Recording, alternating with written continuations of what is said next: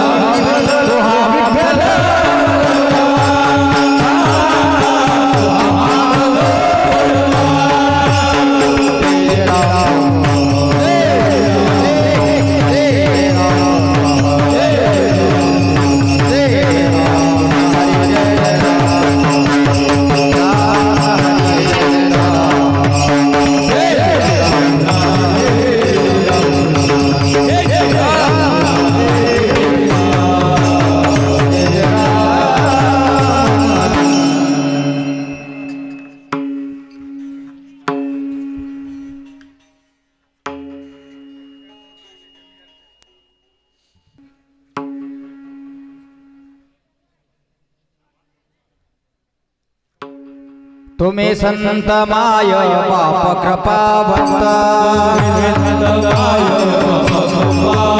तुम्ही संत माय बाप कृपावंत, माय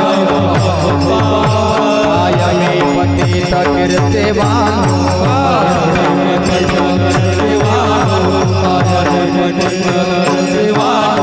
अवतार तुम्हा धराया कारण, अवतार तुम्हा धराया कारण, उद्धराया जन जन देवा,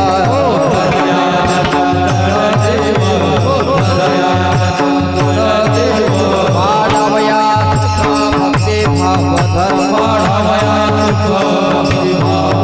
वाढवया सुख भक्ती भाव धर्म,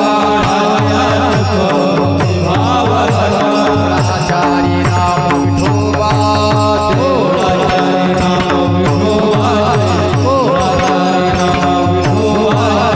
अवतार तुम्हा धराया कारण, अवतार तुम्हा धराया कारण, उद्धराया जन जन देवा,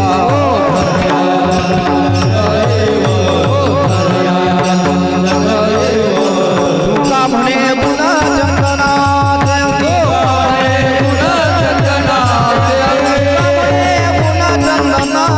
अंगी, तैसे तुम्ही जगे संत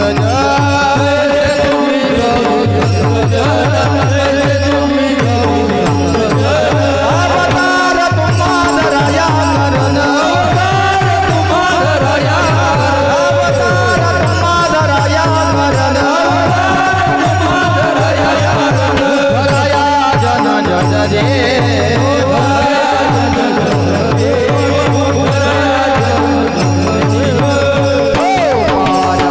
टाळी वाजवा, जय जय गोपाल कुमार, गोपाल कुमार, हा हा, गोपाल कुमार, गोपाल कुमार, गोपाल कुमार,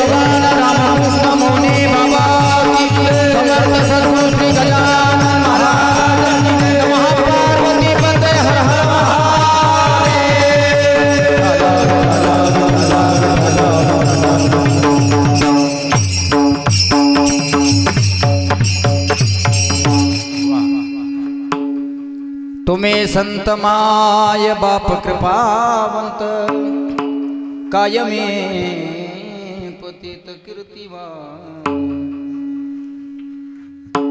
अवतार तुम्हा धराया कारण, उद्धराया जन जड जीव, वाढावया सुख भक्तिभाव धर्मा,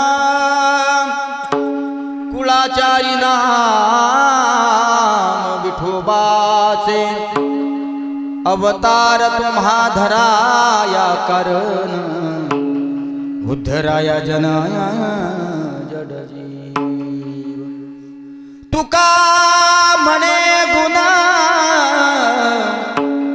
चंदनाचे अंगी,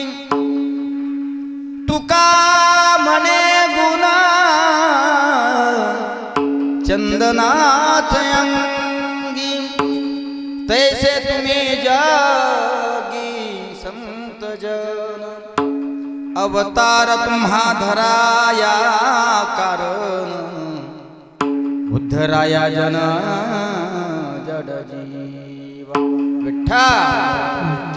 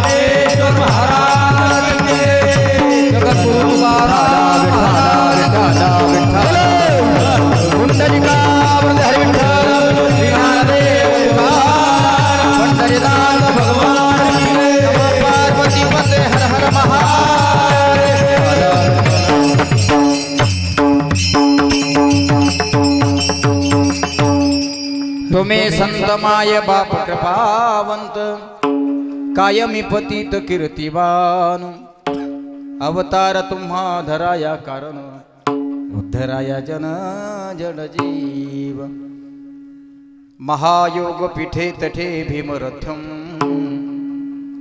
वरम पुंडरीकाय धातुम मुनींद्रेहि शबस समागत्य तिष्ठन्तमानन्दकन्दं परब्रह्मलिंगं भजे पांडुरंगा कुरु प्रथम मनो दुसरी चरण संतांच्या ज्यांच्या कृपादाने कथेचा विस्तार हो बाबाजी सद्गुरुदास तुका जयांचे केलिया स्मरण होय सकळ विद्यांचे अधिकरण तेचे बंधू श्रीचरण श्री गुरूंचे ते नमस्कार आता गजाननं ज्ञानमूर्तिं साक्षात प्रेम स्वरूपिणं गौरी शंकर दयामूर्तिं भास्करं वंदे पुनः पुनः नमो सद्गुरु तुकया ज्ञानदीपा नमो सद्गुरु सच्चिदानंद रूपा नमो सद्गुरु भक्त कल्याण मूर्ती नमो सद्गुरु भास्करा पूर्ण कीर्ती सती रंभा जयाची माता से हो आकारा मना में पिता बसे हो शिरसोली गावी अवतार धरिला नमस्कार माझा मौनी प्रभूला कैलास राना शिवचंद्र मुडी पर्यंद्र माथान मुकुटे झडाडी कारुण्य सिंधो भवदुःख हरे तुझवीन शंभो मुझको नतारी जय हनुमान ज्ञान गुण सागर जयति लोक कपीस उजागर रामदूत अतुलित बलधामा अंजनी पुत्र पवन सुत नामा मनोजवं मारुततुल्य वेगं जितेन्द्रियं बुद्धिमतां वरिष्ठं वातात्मजं वानरयुद्धमुख्यं श्रीरामदूतं शरणं प्रपद्ये। हे दुःख भंजन मारुती सुन लो मेरी पुकार, विनती बारंबार पवन विनती बारंबार। हे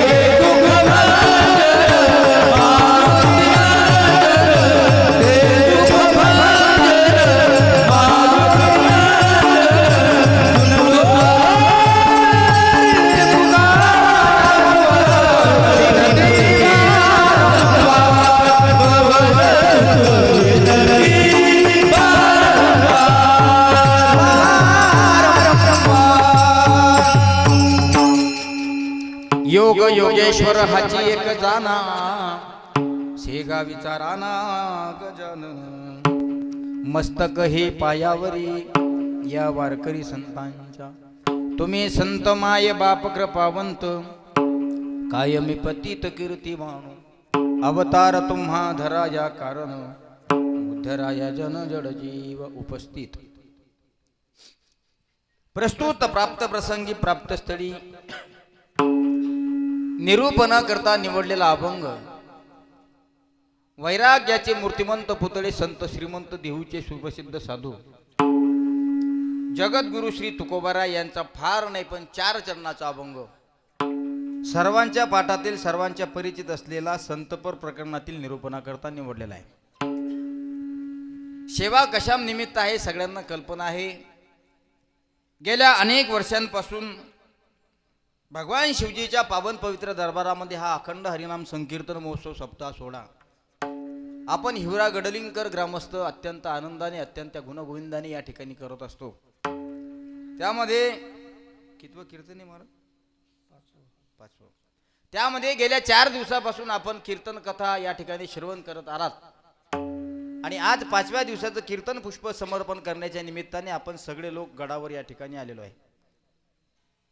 इथं लिंग आहे ते लिंग गडावर असल्यामुळे गड अधिक लिंग बरोबर गडलिंग असंही होऊ शकतं। म्हणून आता तुमच्यासाठी मी काही नवीन नाही। बघा मी 7-8 वर्षापूर्वी कीर्तन सेवा करून या ठिकाणी गेलो। बरं 7-8 वर्षापूर्वी अत्यंत सुंदर सेवा या ठिकाणी झाली होती। कारण भगवान शिवजीचा पावन पवित्र दरबार आहे आणि भगवान शिवजीच्या पावन पवित्र दरबारामध्ये ढिल्ल कीर्तन कधी होत नसतं। फक्त तुमचा ऐकण्याचा दृष्टिकोन चांगला असला पाहिजे। कीर्तनात बसत असताना टंगड्या लांबून बसायचं नाही, मुद्दा 1। कीर्तनात बसत असताना जांभळ्या कोणी देणार नाही, मुद्दा 2। कीर्तनात बसत असताना कोणी डोकली द्यायची नाही, नंबर 3। कारण हे कीर्तन सोडणाऱ्याचे लक्षण असतात। कीर्तन प्रारंभ होण्या अगोदर जर काही लोक जांभळ्या देत असतील तर विठोबा रखमे केलं तरी हरकत, कंबर सोडली तरी हरकत नाही।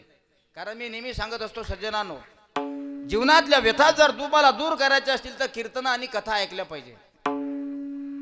म्हणून वारकरी संप्रदायाच्या नियमाप्रमाणे प्रवचन 1 तास, प्रश्नाचं उत्तर देत जा। प्रवचन 1 तास, कीर्तन 2 तास आणि रात्रभर जे चालतंय त्याचं नाव आहे तमाशा। कीर्तनाचा तमाशा नाही झाला पाहिजे। 8:30ला नियोजित वेळेमध्ये कीर्तन चालू झालंय। 10:30ला गोदडी हॉस्पिटलमध्ये आपल्याला सगळ्यांना जायचं आहे। गोदडी हॉस्पिटल समजते का? गोदडी हॉस्पिटल काही इकडे कोणी जात नाही। सगळ्यांना 10:30 वाजता मी या ठिकाणी 10:30 वाजता सगळ्यांना झोपी घालणार आहे। पण तत्वतच आपल्याला तुकोबांच्या या 4 चरणाच्या अभंगावर चिंतन करायचं आहे। बघा ना, 5व्या दिवसाची कीर्तन सेवा समर्पण करण्यासाठी मी या ठिकाणी इतक्या दूरून आलोय। ज्यांच्या अत्यंत प्रेमापोटी या ठिकाणी येण्याचं सौभाग्य मिळालं आपल्या गावचे भूमिपुत्र आदरणीय कीर्तन केशरी कीर्तन सम्राट विनोद मूर्ती आमचे वैभव महाराज मानवतकर। आमच्या परिसरामध्ये खूप कार्यक्रम होतात महाराजांचे। आपल्या विदर्भात, तसं आपण विदर्भातलीच आहे, बुलढाणा जिल्हा आहे ना, एकाच जिल्ह्यातले आहे, पण असं या भागापेक्षा तिकडच्या भागात महाराजांचे जमून कार्यक्रम असतात. मी थोडा घाटाखालचा आहे त्याच्यामुळे भाषा ॲडजस्ट करा बरं. हा, आमच्याकडे माणसं मेल्यावर जायतात, तुमच्याकडे होय श्याम महाराज आमच्याकडे माणसं मेल्यावर जातात, तुमच्याकडे असंच म्हटलं मी बाबा एका कीर्तनात. आमच्याकडे माणसं मेल्यावर जातात, खोटे बोलतात म्हणे महाराज तुम्ही. म्हटलं कसं काय, कोण म्हणते म्हणे माणसं मेल्यावर जातात. अरे मेलेला व्यक्ती तर मेलेला असतो. म्हटलं हेही बरोबर आहे. तो 4 जणांच्या खांद्यावर असतो. म्हटलं हेही बरोबर आहे. त्याला लाकडी सरणावर असल्या जातलं. म्हटलं हेही बरोबर आहे. मग त्याला आग्नी देणारा माणूस जिवंत असतो म्हणे महाराज, आणि तुम्ही तर म्हणता माणसं मेल्यावर जातात. मेलेल्या माणसाला जिवंत माणसाला जातात तेही बरोबर आहे, आणि मेलेल्या माणसाला जाळतात हेही बरोबर आहे. जगात कुठेही जा, पळसाला पानं 3च आहेत. विठाला विठाला विठाला विठाला म्हणून वैभव महाराजांनी मला या ठिकाणी निमंत्रित केलं, आणि सातत्याने दररोज कीर्तन सेवा कुठे ना कुठे चालू आहेत. पण महाराजांचा अत्यंत आग्रह होता, आणि ही सर्व वारकरी संप्रदायातील आपल्यावर प्रेम करणारी मंडळी आहे. वारकरी संप्रदायामध्ये कधी कधी पैशाला किंमत नाही द्यावं लागत, कारण एका बाजूला पैसा टाका आणि दुसऱ्या बाजूला तुमचं प्रेम टाका. मला असं वाटते प्रेमाचं तराजू हे कधी लवती बाजू घेत असतो, कारण प्रेम आहे ते. कारण प्रेमाची उपमा अद्यापही नाही. प्रेमाला अर्थ नाही, प्रेमाला अर्थ नाही. अनेक लोक प्रेमाची व्याख्या करत असतील, पण मला तरी असं वाटते की प्रेमाची व्याख्या नाही आहे. प्रेमाची व्याख्या तुम्हाला कळेल काय हो माझ्या राजांनो. प्रेमाची व्याख्या भगवान श्रीकृष्णाला कळाली नाही. प्रेमाची व्याख्या रुक्मिणी आई साहेबाला कळाली नाही. प्रेमाची व्याख्या राधा राणीला सुद्धा कळाली नाही. फक्त राधा राणी सहजासहजी म्हणायच्या की देवा एवढं कसं रे प्रेम केलं तुम्ही आमच्यावर, की 1 मिनिट जर माझा श्रीकृष्ण माझ्या डोळ्याच्या बाजूला जात असेल तर विरह सहन होत नाही. वारकरी संप्रदायातलं प्रेम सांगतो. अभंगही मी तुम्हाला सांगणारच आहे. हा 4 चरणाचा अभंग आहे. 4 मिनिटात याचा भावार्थ सांगेल, पण अगोदर मला तुम्हाला प्रेमाची उपमा सांगू द्या. बघा, प्रेमाची उपमा सगळ्यांना कळाली पाहिजे. घरामध्ये पती पत्नीवर करतो ते प्रेम आहे का हो? मग तुमचं जर तुमच्या पत्नीवर प्रेम असेल तर मग तुम्ही भांडण काऊन करता बरं? का होत नाहीत तुमच्याकडे भांडणं? मी सांगितलंय, मुद्दा लक्षात ठेवा. जगात कुठे जा, पळसाले पानं. ते आमचं गिराईक असो का गिराईक तुमचं असो, गिराईक हे गिराईक असते. भांडणं होत नाहीत असं म्हणू नका. प्रपंचामध्ये तुमचे पती पत्नी भांडण करतात, त्यांच्यामध्ये प्रेम नसतं का? महाराज त्याच्यामध्ये प्रेम नाही, कारण संसाराचा गाडा हाकलत हाकलत हाकलत हाकलत 4 जणांच्या खांद्यावर जायपर्यंत तो लोटत न्यावा लागत असतो. श्याम महाराज, हा प्रपंचाचा गाडा आहे. आणि प्रपंच हा एक गाडा आहे. पती अधिक पत्नी ही 2 प्रपंचाच्या गाड्याची बैल आहेत, बैल. रस्त्याने एकदा गाडी लागली की चाक सरळ गेलं पाहिजे वैभव महाराज. एखादा चाक कधी तिरप तारप जात असेल ना, तर मला असं वाटते गाडी पुढे धकत नाही. प्रपंचाच्या गाड्याची 2 चाकं म्हणजे पती आणि पत्नी आहेत. यांच्यामध्ये तुम्हाला दिसतं प्रेम, पण सांप्रदायिक ते प्रेम नाही, आध्यात्मिक ते प्रेम नाही. सांगू तुम्हाला नारदाच्या गादीहून, ते प्रेम आहे महाराज, पण त्या प्रेमाच्या पाठीमागं एक अर्थ आहे. त्या अर्थाचं नाव आहे वासनिक प्रेम. निस्वार्थी प्रेम करणारा जर या जगात कोणी असेल ना, निस्वार्थ प्रेम करणारे संत देवावर करतात ते निस्वार्थ प्रेम. निस्वार्थ करणारं प्रेम जर कोणतं असेल ना, भक्त देवावर करतात ते प्रेम. महाराज म्हणताय, भक्त ऐसे जाना जे देई उदास, गेले आशा पास निवारोनी निवारोनी, विषय तो त्याचा झाला नारायण. पांढरी 2 मध्ये भगवान लावून शिकलो आता श्याम महाराज. काळी 2 मध्ये गाव परेशान झालो. तुम्हाला काय सांगू, 1 महिना झाला लगातार झोपच नाही. दररोज कुठं ना कुठं कीर्तन सेवा असतात. रात्री मी जालना जिल्ह्यामध्ये होतो, आज इथे आहे, उद्या पुन्हा चिखलीत आहे, परवा दिवशी पुन्हा नांदेड जिल्ह्यामध्ये आहे. हे सेवा चालू असतात. मी महाराजांना म्हटलं, वैभव महाराज मोठी गाडी घेऊन येऊ का? हो. वैभव महाराज म्हणत मोठी गाडी घेऊ नका महाराज, आमच्या मोठ्याचा बजेट नाही आहे आमचा. पण महाराजांच्या पोटी प्रेमापोटी आम्ही मोटरसायकल काय होईना आलं. म्हटलं ठीक आहे, वडगण लावून पहा, थोडंसं जमलं तर जमलं. पण आज तुम्ही आमची तारीख घेतली महाराज, उद्या आम्ही सुद्धा तुम्हाला या ठिकाणी तारीख देऊ. तुम्हाला सुद्धा यावं लागेल, कारण साठलोट केलं पाहिजे ना आपण. कसं आम्ही जर तुमच्या शब्दाला मुकत असेल तर तुम्हाला सुद्धा आमच्या शब्दाचा मान ठेवता आला पाहिजे. म्हणून एवढ्या दूरून या ठिकाणी आलो. ऐका, वासनिक प्रेम वेगळं आणि आध्यात्मिक प्रेम वेगळं. प्रेमाचा वीर्य फार वेगळा आहे. आणि हे तुम्ही जर म्हणत असाल महाराज आम्ही प्रेम करतो, प्रेमाची व्याख्या अद्यापही कळाली नाही, भगवान श्रीकृष्णाला प्रेमाची व्याख्या कळाली नाही महाराज, तर आपल्याला काय कळणार आहे? कारण शास्त्रकार तर असं वर्णन करतायत, प्रेम देवाचे ते देणे. प्रेमाचा जन्म हा देवाच्या भक्तीतून झालेला आहे. आणि देवाच्या भक्तीतून ज्या प्रेमाचा उगम झालेला आहे त्या प्रेमाची कशाची व्याख्या? प्रेम को व्याख्या नाही है, प्रेम ही प्रेम ही होता है. म्हणजे काय असलं पाहिजे? प्रेम म्हणजे सर्वांगण समर्पण असलं पाहिजे. बघा तुम्ही.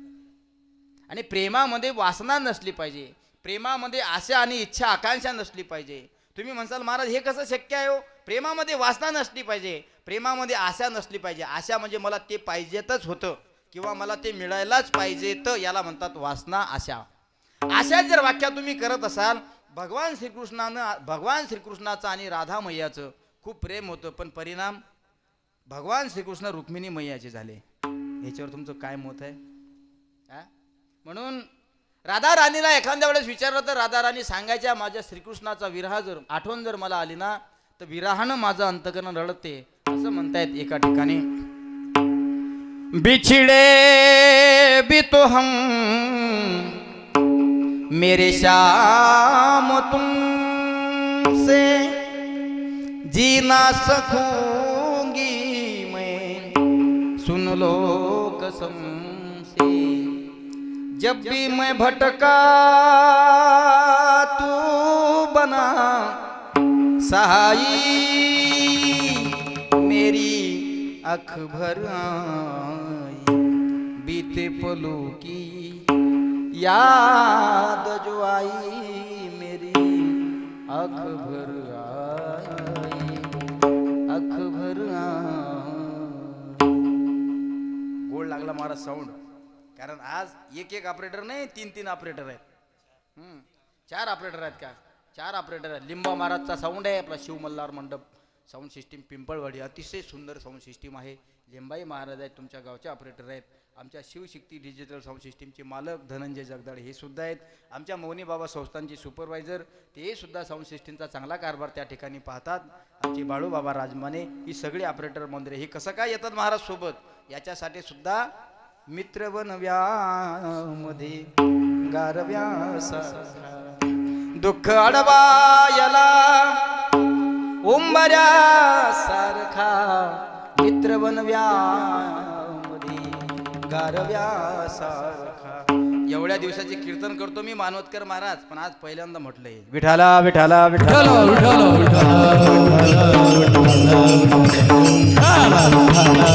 म्हणून आपल्याला सुद्धा देवाच्या चरणावर भक्ती प्रेम स्वरूपाची भक्ती समर्पण करायची आहे. पण त्या अगोदर कोणाचं तरी ऐकलं पाहिजे. आपण ऐकत जा. आपण कोणाचं ऐकत नाही. स्वतःलाच मोठे म्हणून घेतो ना दादा आपण. स्वतःला जो कधी मोठा म्हणून घेणारा व्यक्ती असेल तो कधीच मोठा होत नसतो. लोक त्याला नाव बोटं ठेवत असतात. समाजाने तुम्हाला मोठं केलं पाहिजे, समाजाने तुम्हाला मोठं म्हटलं पाहिजे. समाजाने केलेल्या माणसाला तो व्यक्ती मोठा होतो, तो समाजात हळूहळू आपोआप मोठा होत असतो. पण तुम्ही स्वतःलाच जर मोठेपणा म्हणून मोठं म्हणून घेत असाल ना माझ्या राजांनो, तर मला असं वाटते तुम्ही अजून फार छोट्या. म्हणून कधीतरी मोठ्या माणसाने छोट्या माणसात गेलं पाहिजे, तर कधी कधी छोट्या माणसाने दिस इज अ टॉल उंच माणसात गेलं पाहिजे.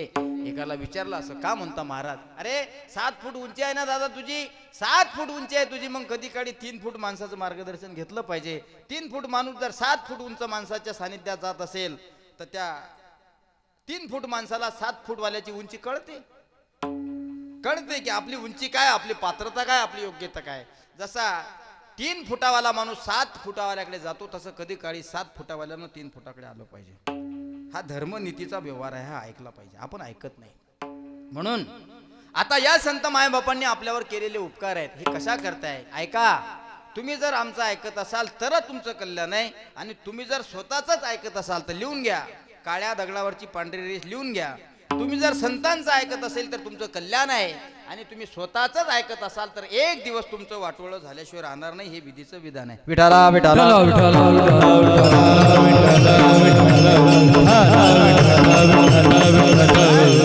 म्हणून ऐकलं पाहिजे आपण. कशा करता सांगतात हे मायबाप?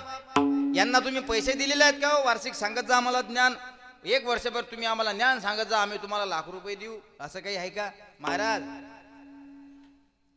द्यावे घ्यावे मापवाचे. एक अभंग आहे. घातला दुकान, घातला दुकान, घातला दुकान, घातला दुकान. अभंग दोन आहेत. हा अभंग नीट ऐका.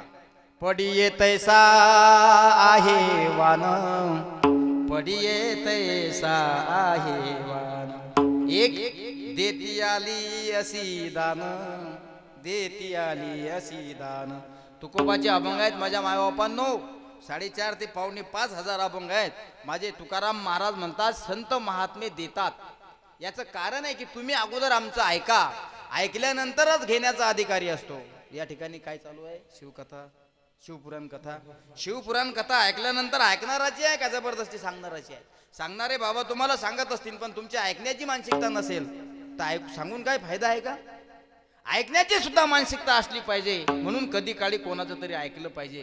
काय ऐकलं पाहिजे? माझे संत महात्मे म्हणतात, बुडते हे जन न देखवे डोळा, येतो कडबडा म्हणून या समाजातले काही निष्कंटक लोक आहेत, समाजकंटक लोक आहेत. हे तर बुडणारच आहेत, पण बुडत असताना त्यांच्या परिवाराला, त्यांच्या फॅमिलीला, त्यांच्या गावाला, तालुक्याला, जिल्ह्याला, महाराष्ट्राला, राज्याला, देशाला घेऊन बुडणार आहेत. म्हणून एक व्यक्ती जर बुडत असेल, त्याला जर आपण बुडण्यापासून सावध केलं तर तो त्याच्या गावाला बुडवू शकत नाही. एक गावरान भाषेतली म्हण आहे, नीट ऐका. 50 आंबे ठेवलेले असतात. 50 आंबे मावशाहू किती? 50 आंबे ठेवलेले असतात. असे मस्त पहाडाला लागलेला आंबा असतो. असा आंबा उतरणीला आलेला असतो. असा मस्त त्या शेताचा मालक त्या आंब्याच्या फळाला उतरून घेतो. पळसाच्या पाण्यामध्ये त्या पहाडी लागलेल्या आंब्याला पिकू घालतो. पहाडी लागलेल्या आंब्याला गवतामध्ये भिजू घालतो. पण काही कालांतरानं त्यातले 49 आंबे चांगल्या पद्धतीचे पिकतात.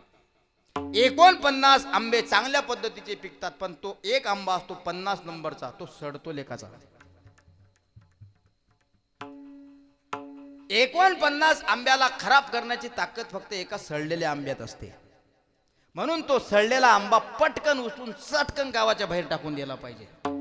जर त्या सडलेल्या आंब्याला तुम्ही 49 आंब्यातून काढलं नाही तर त्यांची परिस्थिती गंभीर होण्याची शक्यता निर्माण होते. याच्याकरता संत महात्मे समाजकंटक लोकांना सुधारण्याचा प्रयत्न करतात.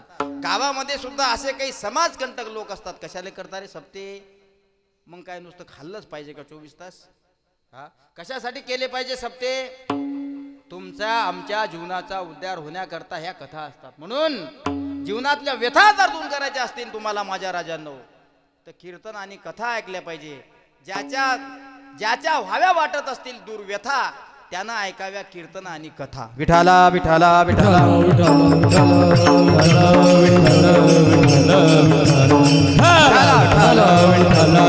म्हणून संत महात्मे मायेपरी आपल्याला मार्गदर्शन करतात. म्हणून आई वडिलांपेक्षा जास्त जर उपकार कोणाचे आपल्यावर असतील ना माझ्या राजांनो, तर ते साधू मायबापांचे आहेत. म्हणून या ठिकाणी संतांना मायेची उपमा दिलेली आहे. बघा ना तुम्ही, अभंग तर मी तुम्हाला सांगणारच आहे. माझी प्रस्तावना अशी आहे की अतिशय सुंदर नियोजन महाराजांना या ठिकाणी केलं.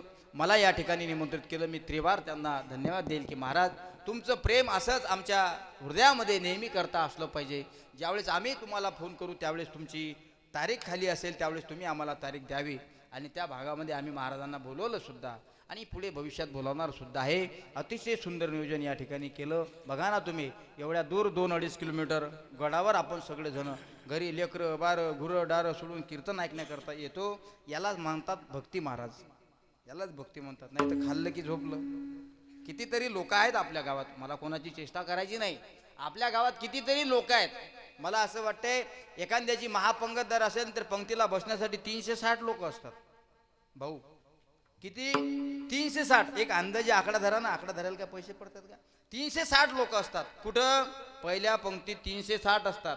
आणि पंगत उठल्यानंतर कीर्तन ऐकायला सब सपाट असतात. हे ज्याला कळालं नाही त्यानं शेवटच्या दिवशी भंडारा खाल्ल्याशिवाय जायचं नाही. खाने को 360 और कीर्तन सुनने को सब सपाट, ही कोणती रीत आहे? तर ही सपाट असलेली जागा कुठेतरी भरगच्च भरली पाहिजे.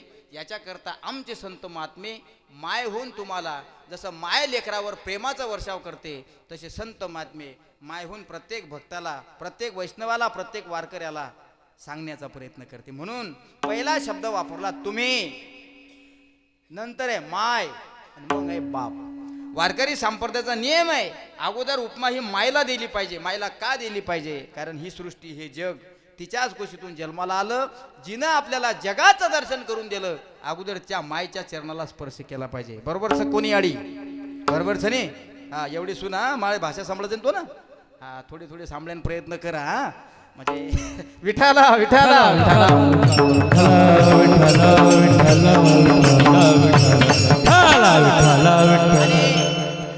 आता याडी म्हणत असेल आता जमलं हे, आता जमलं हे.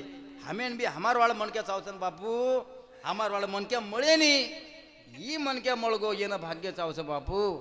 हा, मराठी मणक्याचं पच म्हण गोरमाटी भाषा आवच. आणि आता भक्कम गोरमाटी बेट मेल देशाचे मन वर करता शब्द बोलेर प्रयत्न करूच. आत्रा क्लिअर आहे नाही, लिट्टन लिट्टन आईचं फक्त तमेनं समजेन असा बोलेर प्रयत्न करूच. लिट्टन म्हणजे थोडी थोडी येते, जास्त काही येत नाही. बघा ना तुम्ही. हो का? जास्त बोलता येत नाही, पण आम्ही ज्या गावात राहतो त्या गावात सुद्धा भरपूर बंजारा समाज आहे. आणि बंजारा समाज हा खूप मनानं निर्मळ आहे महाराज.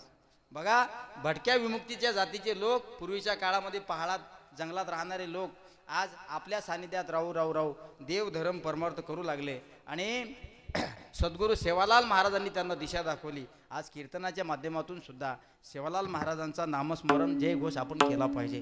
कारण बघा ना तुम्ही, रामराव महाराजांना हा समाज सगळा एका जागेवर आणला. म्हणून आज गोरमाटी समाज, बंजारी समाजाच्या वस्त्याच्या वस्त्या आहेत. पण गावामध्ये कितीही मोठा सप्ताह असू द्या, सांगू तुम्हाला 10% वर्गणी बंजारा लोकांची असते. आमच्या गावात 10% वर्गणी बंजारा लोकांची असते. अरे महाराज, आम्हाला बी एक पंगत दे रे, आमची सुद्धा इच्छा आहे वारकरी लोकांना जेव घालायची. नाही ना काका, पंक्ती पॅक झाल्या. असू दे ना लेका, तू दरवर्षी तसंच म्हणतं, मला नाही का एक पंगत द्यायची इच्छा आहे, असं कोण म्हणते? हा, म्हणून महाराज, कीर्तन तुम्ही नेहमी ऐकता. तुमचं नाव काय हो भाऊ? गजानन खरात. गजू भाऊ, कीर्तन तुम्ही नेहमी ऐकता, कीर्तन तुम्ही नेहमी ऐकता. पण सप्त्यामध्ये जेवढ्या गरीब लोकांच्या पंक्ती असतात वैभव महाराज, तेवढ्या श्रीमंताच्या नसतात. 100 एकर जमीन असते काय काय लोकांकडे, पावती जर पाहिली तर 101 रुपयाची असते. अरे किती जमीन आहे तुमच्याकडे? माझ्याकडे 100 एकर जमीन आहे महाराज. या मेरापासून तर बिलकुल शेंदूरच्या फाट्यापर्यंत आपलीच जमीन. आणि वर्गणी पाहिली तर 101 रुपया फक्त. आणि गरीबाची कधीतरी चर्चा जाऊन करा, त्याला विचारा, बाबा तुमच्याकडे जमीन किती आहे? तो म्हणते महाराज 3 एकर कोरडवाहू आणि 1 एकर पडीत पडेल आहे. तरी सुद्धा त्याची वर्गणी तन्मन धनानं असते 1100 रुपये. किती आजी? 1100 रुपये वर्गणी असते 3 एकर वाल्याची. आणि 100 एकर वाल्याची 100 रुपये. ते 100 रुपये देतं तर देतं, आणि 11 जण जेवायला घेऊन येतं. 100 रुपये देतं, 11 जण जेवायला घेऊन येतं. भांडारातला महाप्रसाद उरला की घरी घेऊन जातं, आणि सगळं झालं की हिशोब पुन्हा घेतं. किती रुपयात? 100 रुपयात. आणि ज्यांना 1100 रुपये दिले ते त्या देणगी रेट बोर्डाकडे लक्ष सुद्धा देत नाही. महाराज, देणारे लोक श्रीमंत नसतात, देणारे माणसं गरीब असतात, मिडल क्लास परिवारातले असतात. म्हणून देवाला दिलं पाहिजे. काय करतोय आपण? ज्याच्याकडे 100 एकर वावर आहे तोही काही एकरभर बांधून नेत नाही, आणि ज्याच्याकडे 3-3.5 एकर आहे तोही काही सोबत नेत नाही. पण 3 एकरावाल्याचं नाव त्या बोर्डावर शेवटपर्यंत असतं, तसं 100 एकरावाल्याचं सुद्धा असतं. फरक एवढाच आहे. श्रीमंताचं दिसते असं म्हणतात, आणि गरीबाचं झाकते असं म्हणतात.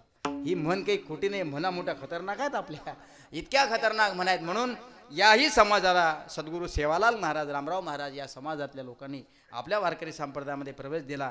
जास्तीत जास्त बहुसंख्येने समाजातले लोक कीर्तन प्रवचन ऐकण्याकरता असतात. आणि बुलढाणा जिल्ह्यामध्ये जास्त समाज आहे, हा असला पाहिजे. यांच्याही भागामध्ये बरेच कार्यक्रम आम्ही केले, यांच्याही भाषेमध्ये बोलण्याचा प्रयत्न आम्ही केला, जसा मी आता करतोय. पण बराच विसर पडल्यामुळे आज पहिल्यांदा 10-12 याड्या मला बसलेल्या दिसल्या, म्हणून मी त्यांच्यासोबत बोलण्याचा प्रयत्न केला. मी काही बंजारी नाही, पण मला भाषा समजते, थोडीफार येते. विठाला विठाला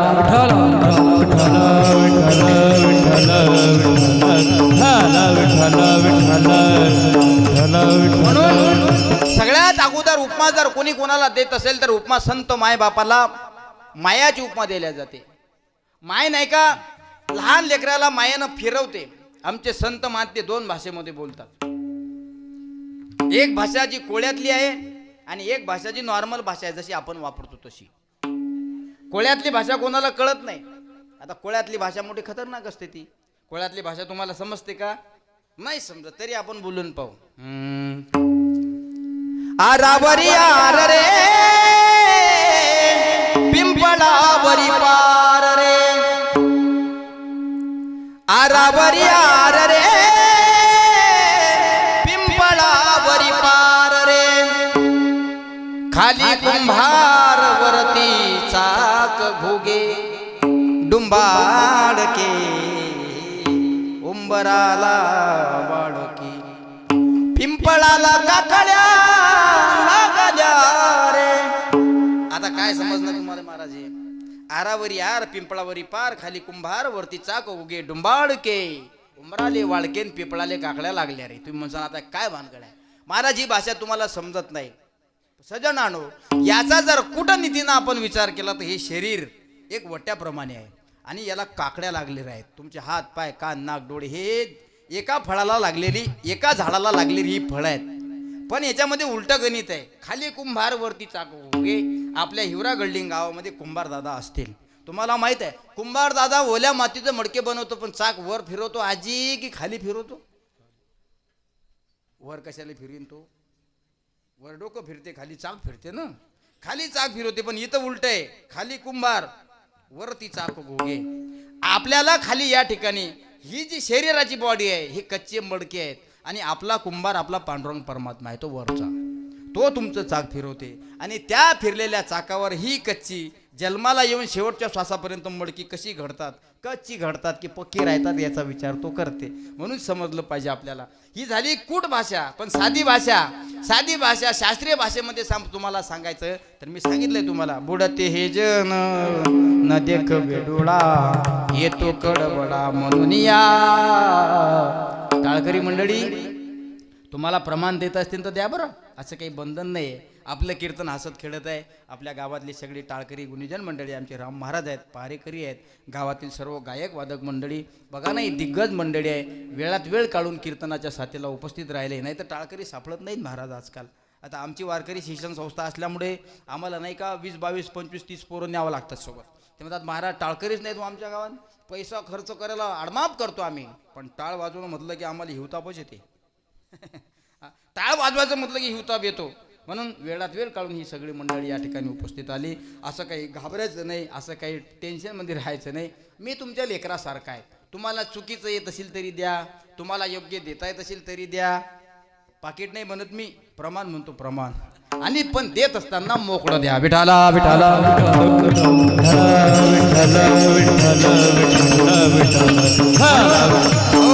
म्हणून सगळ्यात आधी उपमा दिली ती मायेची. या शास्त्राने सुद्धा सगळ्यात अगोदर मायेला प्राधान्य दिलेलं आहे. बघा ना तुम्ही, कुडी कन्या पुत्र, अगोदर कन्या नंतर पुत्र. तुम्ही हो माताचे पिता त्वमेव. वेदाचं सुद्धा पहिलं वाक्य आहे, पहिले माय आणि मग बाप. संत वाङ्मयाचं सुद्धा म्हणणं तेच आहे, पहिले माय नंतर बाप. का? आता मायनं तुम्हाला जन्म दिला हे सगळ्यांना मान्य करावंच लागेल. आपण आपल्या आईच्या उदरामध्ये राहतो किती दिवस? शास्त्र आहे. काय सांगू गर्भीची यातना, मज भोगिता नारायणा. मास मळ मूत्र जाना, तुझ क्षणोक्षणा ध्यातसी. 9 महिने 9 दिवस आपण माईच्या उदरामध्ये राहतो आणि 9 महिने 9 दिवस राहिल्यानंतर आपण जन्माला येतो. जन्माला आल्यानंतर ते बाळ हळूहळू, तोंडामध्ये त्याच्या अंगठी असतात, हळूहळू ते टोंगळ्यावर चालतं, हळूहळू ते रांगायला लागतं. असं म्हणतात ना, रांग तर रंगणे चोरी तर लोणी. पण कीर्तन नाही करायचं. तडवे तळहात तळहात चाटीत, डाव्या गुडघ्यान रंगत. मी काही काल्याचं कीर्तन करायला नाही आलो, पण हे चरित्र प्रत्येकाला लागू होते. जसा भगवान श्रीकृष्ण जन्माला आले, रांगायला लागले, रांगता रांगता तडवे चाटायला लागले, हळूहळू उभे राहिले. आपली परिस्थिती सुद्धा तशीच आहे. हळूहळू आपण मोठे व्हायला लागतो, हळूहळू चालतो, मोठे होतो. कर्मधर्म सुदैवाने व्यवहार तुम्हाला कळायला लागतात.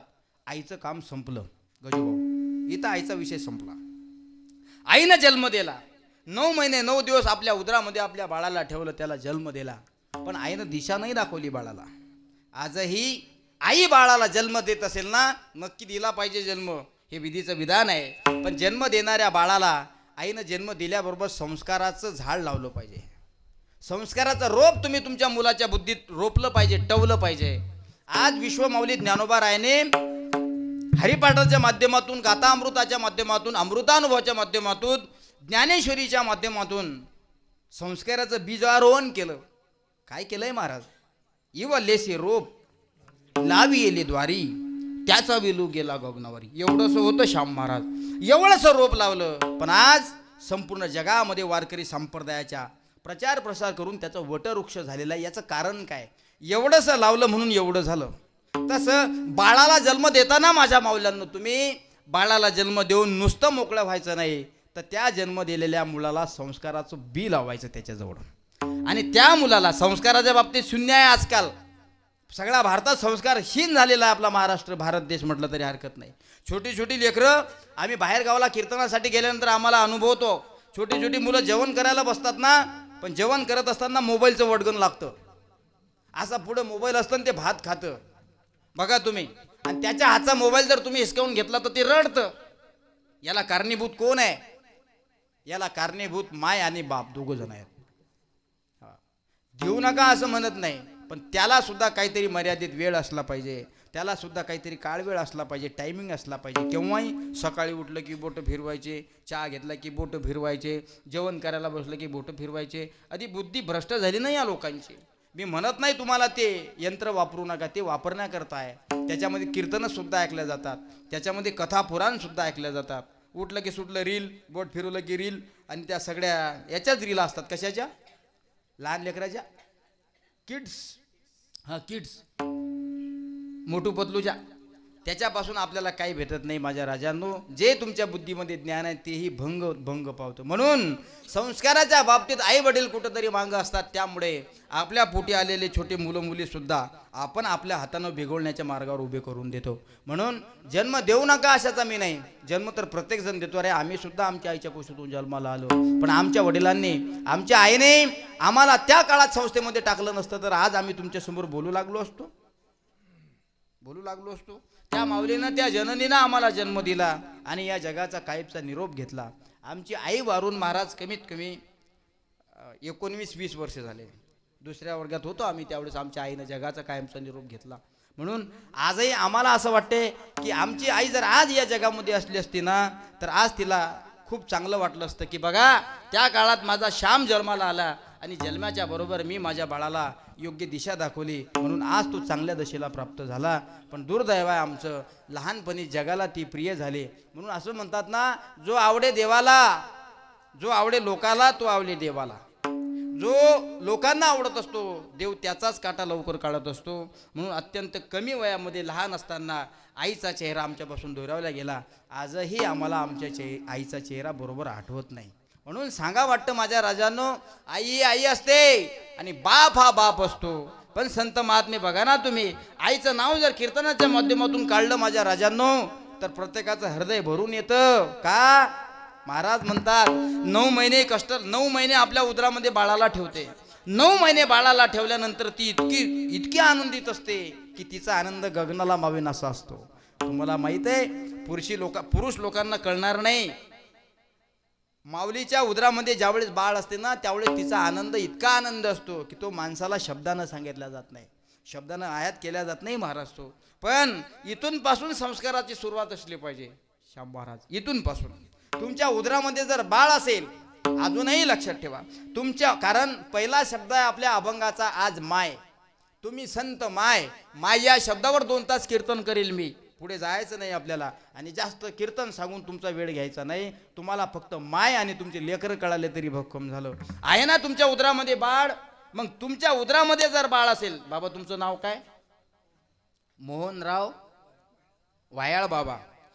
उदरामध्ये जर बाळ असेल ना, तर मला असं वाटते बाळ उदरामध्ये असताना ज्ञानेश्वरी वाचा. याच्यावर तुमचं काय मत आहे? बाळ उदरामध्ये असताना छत्रपती शिवाजी महाराजांचं चरित्र ऐका.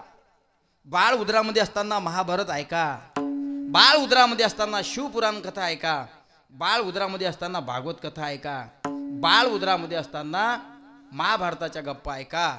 बघा तुम्ही, तुमचं बाळ जन्माला आल्यानंतर ते तुमचं नाव एक दिवस जगात मोठं केल्याशिवाय राहणार नाही. ही संस्काराची पहिली पायरी आणि ताकद आहे. म्हणून हिंदवी स्वराज्याचे संस्थापक छत्रपती शिवाजी महाराज जिजाऊ साहेबांच्या उदरामध्ये होते. हिंदवी स्वराज्याचे संस्थापक छत्रपती शिवाजी महाराजांच्या उदरामध्ये 7 महिन्याचा गर्भ असताना जिजाऊ मासाहेबांना डोहाळे लागले. महाराज डोहाळे लागतात ना माऊलीला, डोहाळे लागले महाराज.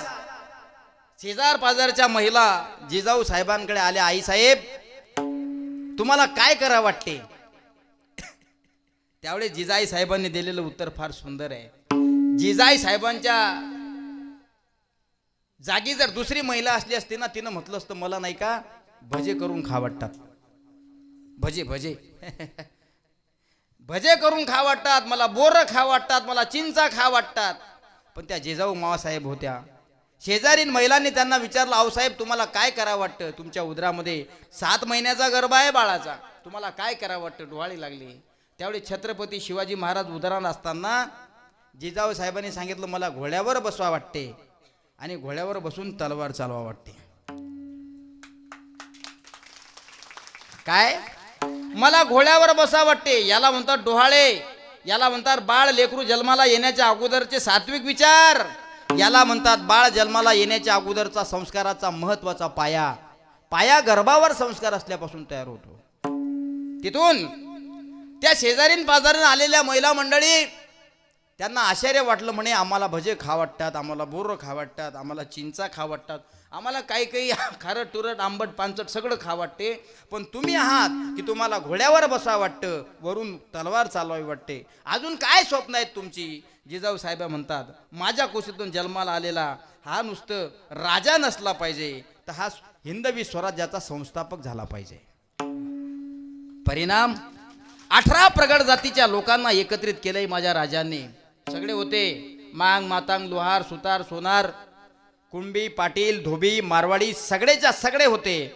एवढंच नाही, मुघल सुद्धा माझा महाराजांच्या सैन्यामध्ये होते. 18 प्रगड जातीच्या लोकांना एकत्रित करणारा राजा जन्माला आला.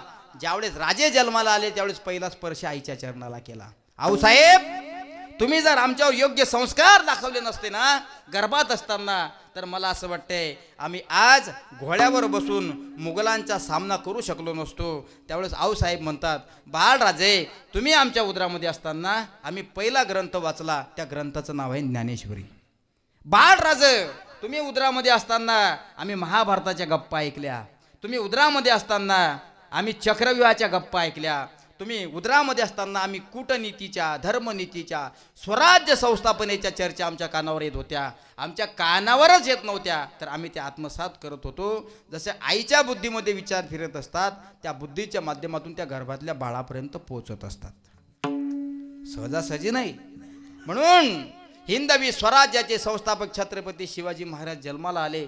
पुन्हा विचारलं आऊसाहेब तुम्हाला काय करा वाटतं. आऊसाहेब म्हणतात काही नाही, या मुघलांनी मराठा साम्राज्यावर ताबा करणं लावला म्हणे, या मुघलांनी मराठी साम्राज्यावर ताबा करणं लावला. त्या दिल्लीच्या तख्तावर हिरवा झेंडा फळकतो म्हणे. मग स्वराज्य स्थापन करणारा राजा जन्माला आल्यानंतर पहिला हिरवा झेंडा काढायला लावेल आणि तो हिरवा झेंडा काढून तिथं माझा भगवा झेंडा लावायला लावेल.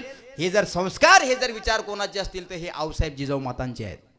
म्हणून काढला तो हिरवा झेंडा, काढला शाम महाराज तिचा, आणि आजही दिल्लीच्या तख्तावर भगवा झेंडा फळफळ करतो. म्हणून सांगेल मी तुम्हाला, ऐका त्या राजधानीवरती,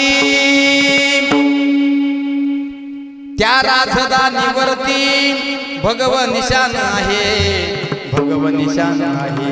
रायगड किल्ला महाराष्ट्राची शान आहे, रायगड किल्ला महाराष्ट्राची शान आहे, रायगड किल्ला महाराष्ट्राची शान आहे, रायगड किल्ला महाराष्ट्राची शान आहे. राजधानीवरती हो, त्या राजधानीवरती भगव निशान आहे, भगव निशान. रायगड किल्ला महाराष्ट्राची शान आहे, रायगड किल्ला महाराष्ट्राची शान आहे.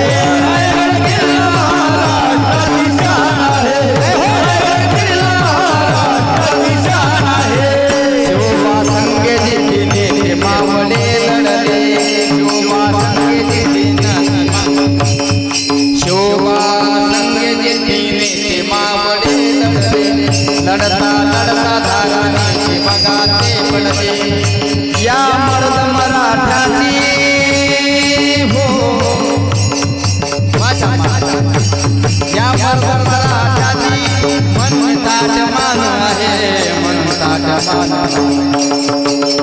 रायगड किल्ला महाराष्ट्राची शान आहे, रायगड किल्ला महाराष्ट्राची शान आहे, रायगड किल्ला महाराष्ट्राची शान आहे, रायगड किल्ला महाराष्ट्राची शान आहे.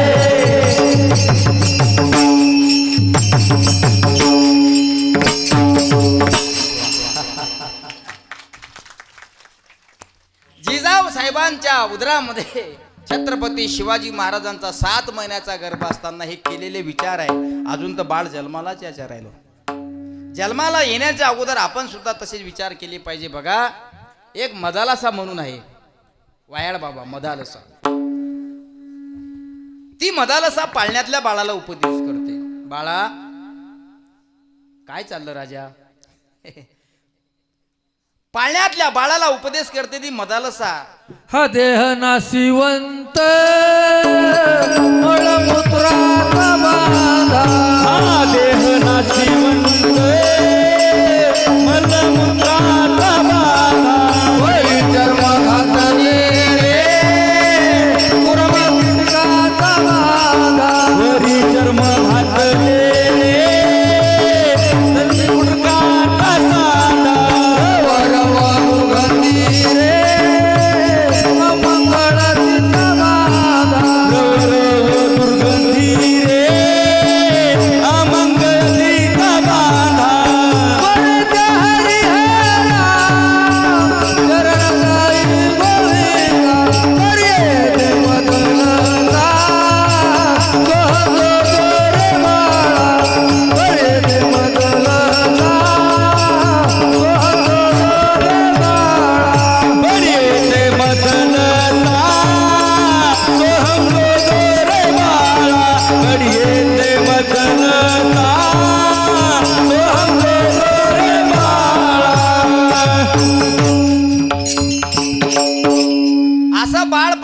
झोपलेलं आहे. आणि त्या झोपलेल्या बाळाच्या चेहऱ्याकडे मदालसा पाहते आणि पाहते तर पाहते त्या बाळाच्या पाळण्यावर, त्या बाळावर संस्कार घालते. काय म्हणते त्या बाळाला? बाळा, हा देह नाशिवंत मलमूत्राचा बाधा, हा देह नाशिवंत आहे, मलमूत्राचा बाधा आहे, अमंगळ याचा बाधा आहे. पण या अमंगळ बाधेपासून सुटका होण्याकरता बाळा, मी तुला पाळण्यात असताना संस्कार रहित करते रे. काय केलं पाहिजे? स्मरे त्या हरिहरा शरण जाई गोविंदा. म्हणून लहानपणापासून उदरामध्ये बाळ असेल तर तेव्हापासून संस्काराची सुरुवात केली पाहिजे. माझ्या राजानो, बघा ना कशी उजस्वी बाळ लोक जन्माला येतात. आपल्या उदरामध्ये बाळ असल्यानंतर आपण जर पिक्चर पाहत असू, टीव्या पाहत असू, हिंदी पिक्चरचे गाणे म्हणत असू, ते लेकरू सुद्धा तसंच येतं ना जन्माला. संस्कार असले पाहिजे, असले पाहिजे. घरामध्ये बाळ पोटामध्ये असताना जर आई वडील भांडण करत असतील तर ते लेकरू सुद्धा भांडण करतो. जसे गर्भावर संस्कार असतात तसंच ते वर्तन करत असतं. म्हणून आदर्श घेतला पाहिजे आपण. हिंदवी स्वराज्याचे संस्थापक छत्रपती शिवाजी महाराज, परंपरा होती संस्काराच्या बाबतीत. म्हणून जिजाई साहेबांनी बाळ उदरामध्ये असताना गाथा वाचला, ज्ञानेश्वरी वाचली, भगवद्गीतेचं ज्ञान मिळवलं, कूटनीतीचं ज्ञान मिळवलं, महाभारताचा विचार केला, श्रीमद भगवद्गीतेचा विचार केला, अमृतानुभव वाचला. म्हणून त्यांच्या कुशीतून हिंदवी स्वराज्य निर्माण करणारे थोर प्रवक्ते अर्थात हिंदवी स्वराज्याचे संस्थापक छत्रपती शिवाजी महाराज जन्माला आले. छत्रपती शिवाजी महाराज जन्माला आले, त्यांचा वारसा चालवला छेर शिवांच्या छाव्याने. आता आपण पाहिलंय की सध्या महाराष्ट्रामध्ये, भारतामध्ये एक हिंदी चित्रपट चांगल्या पद्धतीने व्हायरल होतो. त्याचं नाव आहे छावा. बघा, हा छावा आहे. हजारो मोगलांना एकटा भारी पडत होता छावा. याच्या पाठीमागं काय आहे? याच्या पाठीमागं संस्काराची ताकद आहे. कोणाचे होते संस्कार? आऊसाहेबांचे शिवाजी महाराजांवर होते आणि शिवाजी महाराजांचे संभाजी महाराजांवर होते. म्हणून संभाजी महाराज काय झाले? काय झाले? लाख मेले तरी चालतील पण लाखाचा पोशिंदा नाही मेला पाहिजे. या नकट्या समाजांच्या पुढे झुकायचं नाही, ही शिकवण दिली आपल्याला आपल्या राजांनी. झुकले नाही तो. बघा तुम्ही, छत्रपती संभाजी महाराजांना अनर्थाने या लोकांनी पकडून दिलं. गद्दार सुद्धा आपलेच होते. आपल्या गद्दारांनी हिंदवी स्वराज्याचे संस्थापक छावा महाराजांना, शहाजी महाराजांना त्या ठिकाणी पकडून दिलंय आणि औरंगजेबाच्या कैदेमध्ये जवळपास 40 दिवस ठेवलं. 40 दिवसामध्ये पूर्ण शरीराला टॉर्चर केलं महाराज. कशासाठी? फक्त संभाजी महाराजांनी मुस्लिम धर्म स्वीकारला पाहिजे याच्याकरता.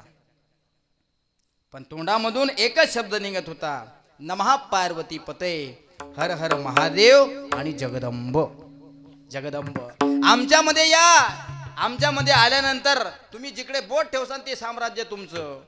पण संभाजी महाराज म्हणले तुम्ही आमच्यात या, तुम्हाला धर्म बदलण्याची गरज पडणार नाही आणि तुम्हाला पळून जाण्याची सुद्धा गरज पडणार नाही. कर्मधर्म सुदैवानं औरंगजेबानं पाय छाटले महाराज. शरीरावर जसं आपण वांग चिरतो तसं शरीर चिरलं होतं महाराजांचं. शरीर चिरलं तर चिरलं. साधी जखम जर आपल्या पायाला झाली आणि त्याच्यावर जर तुम्ही मीठ टाकलं ना, मीठ किती त्रास होतो ज्याला जखम झाली त्याला विचारा. जखमीवर मीठ जर टाकलं महाराज किंवा चुकून जर पडलं तर मला असं वाटते इंचू चावल्याचं दुःख जेवढं होते तेवढं ताज्या जखमीवर मीठ पडल्याचा त्रास होतो. पण औरंगजेबानं संभाजी महाराजांचं संपूर्ण शरीर भरीतमय केलं आणि असं भरीत झालेल्या शरीरावर मीठ चोळलं. हो मीठ. 40 दिवस माझ्या राजाला खूप त्रास, खूप वेदना झाल्या, पण शेवटी एकनिष्ठ राहिले. कारण त्यांना शिकवण होती महाराज. पूर्वीच्या काळामध्ये अशी पद्धत होती महाराज, राजा जिवंत आहे तोपर्यंत लढायचं. राजा जिवंत आहे तोपर्यंत सगळ्या प्रजेनं रडायचं. राजा मरण पावल्यानंतर बाकीच्या प्रजेनं म्हणजे त्या मावळ्यानं दुसऱ्या राजाला शरण जायचं. हे बाकीचे राजे होते, पण जगाच्या पाठीवर एकमेव राज्य असे होते छत्रपती शिवाजी महाराज. त्यांची शिकवण होती मावळ्याला. बाकीच्या राजामध्ये सुद्धा तसंच होतं. बाकीचे मावळे होते, बाकीचे राजे होते, पण त्यांचे नियम असे होते, जोपर्यंत हे मावळे या राजाच्या पार्टीकून आहेत, राजाचा काय एकदा त्या ठिकाणी वध झाला, त्या तो राजा मरण पावला की बाकीच्या मावळ्यांनी दुसऱ्या राजाला शरण जायचं, अशी पद्धत होती. पण एकमेव राजे असे होते छत्रपती शिवाजी महाराज. ते सांगायचे शरण नाही जायचं, शेवटचा मावळा असेपर्यंत लढत राहायचं. राजासाठी जगायचं नाही, स्वराज्यासाठी जगायचं. ही शिकवण होती. काय? राजासाठी जगायचं नाही, स्वराज्यासाठी जगायचं. जातीसाठी जगायचं नाही, तर या मातीसाठी जगायचं. छत्रपती शिवाजी महाराज. आणि हे संस्कार संभाजी महाराजांनी आत्मसात केले. झुकले महाराज, मोगल झुकले महाराजांच्या पुढे, पण महाराजांची मान कधी ठेवली नाही. अफ सुद्धा महाराजांनी केलं नाही. परिणाम हात छाटले, पाय छाटले, शरीराचं भरीत केलं, मीठ सोडलं. डोळ्यामध्ये गरम असलेल्या सड्या लोखंडाच्या इस्तवातून तापून डोळ्यात काढल्या. तरी सुद्धा जो डोळ्यामध्ये इस्तोय घालतो तो म्हणतो, जनाब आपके आंखों में लोहे की सड़ी जा रही महाराज, जरा आंखें तो बंद कर लो. तो शेर शिवाचा छावा होता. संभाजी महाराज म्हणतात, टाक टाक माझ्या डोळ्यामध्ये, तुला टाकायच्या तर टाक. पण महाराज उफ सुद्धा केलं नाही. परिणाम त्याच वाणीतून जगदंब नावाचे वाक्य सातत्याने बाहेर पडत होते. शेवटी ते मुघल, नालायक हृदयाचे मुघल यांनी सांगितलंय संभाजी महाराजांची जीभ कापून टाका. आणि काही कालांतरानं संभाजी महाराजांची जीभ कापण्यात आली. कर्मधर्म सुदैवानं छत्रपती संभाजी महाराज न झुकता मृत्यूवर विजय मिळवला आणि मरण पावले. छत्रपती शिवाजी महाराज स्वराज्याचा विचार घेऊन, आईचे संस्कार, आजी साहेबांचे, आजोबांचे विचार घेऊन जीवन जगले. आणि शेवटच्या श्वासापर्यंत छत्रपती आजी आजोबाचं नाव उल्लेख करत गेलो होते छत्रपती संभाजी महाराज. परिणाम औरंगजेबानं विचार केला होता की एक दिवस मी याला झुकवणार, पण झुकले नाहीत महाराज. मान कटली पण झुकले नाहीत. शेवटी शेवटचा शब्द त्याच्यामध्ये वापरला. औरंगजेबाची मुलगी म्हणते, बघा ना, हा तर हसत हसत मेला आणि आपल्याला सोडून गेला यांच्या मृत्यूचं मातंग करण्याकरता. याला म्हणतात साम्राज्य मिळवणारा राजा. आणि स्वराज्य मिळवणारा राजा कशापासून तयार होत असेल माझ्या राजांनो, तर आपण काय केलं पाहिजे, आपल्या उदरामध्ये बाळ असताना तेव्हापासून त्याच्यावर संस्कार घातले पाहिजे. नाही तुम्हाला संस्कार घालता येत ना, मग कमीत कमी कोणाचं तरी ऐका. कोणाचं ऐका? तुम्ही संत विठाला विठाला विठाला विठाला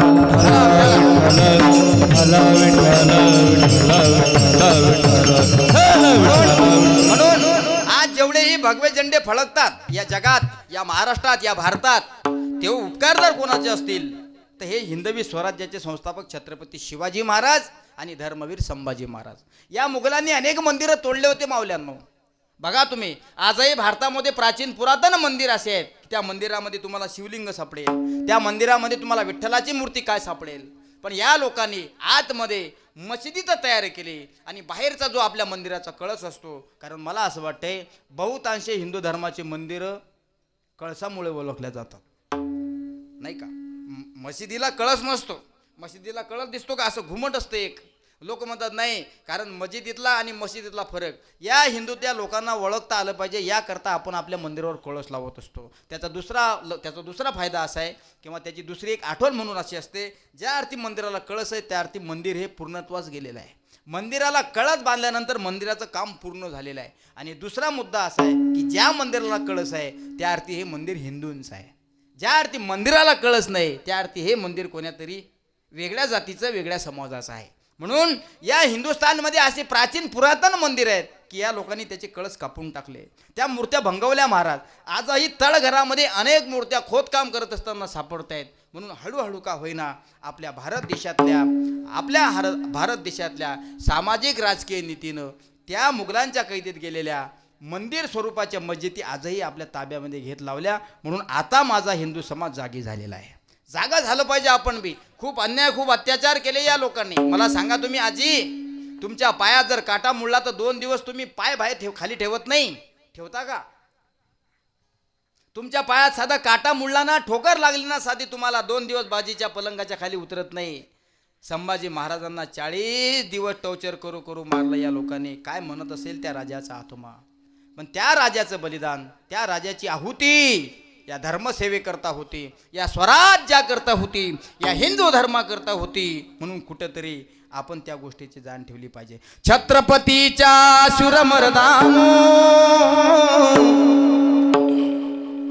छत्रपतीच्या शूरमर्दानो, होऊ नका बैमान, होऊ नका बैमान.